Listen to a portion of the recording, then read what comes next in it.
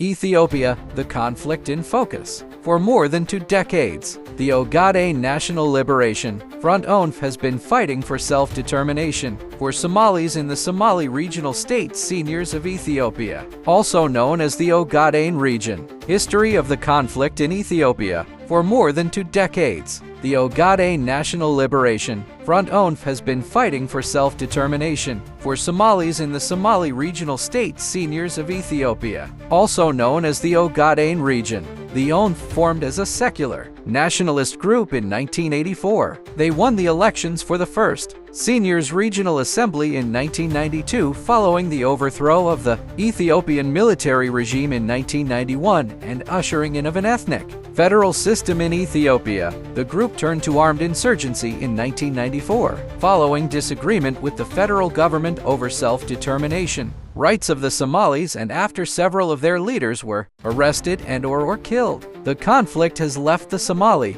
region one of Ethiopia's poorest states on average. Nearly 2 million people are dependent on food aid each year. Our work in Ethiopia, negotiating peace. Peace talks between the ONF and the government of Ethiopia began in 2012, led by a team from the Kenyan government. Conciliation Resources was invited to support these talks, providing technical advice to the Kenyan team and the conflict parties throughout the 6 years of negotiations. This included training in preparing for negotiations, advising on the wider peace process, and helping to draft the final peace deal. The deal was signed in October 2018 in Asmara, Eritrea. It brought an end to hostilities and paved the way for the ONF to return to the region and pursue its political objectives through peaceful means, transitioning to peace. Since the signing of the peace deal, we are now supporting the conflict parties in the transition to peace. We arranged learning trips to Northern Ireland and the Basque Country, helping ONF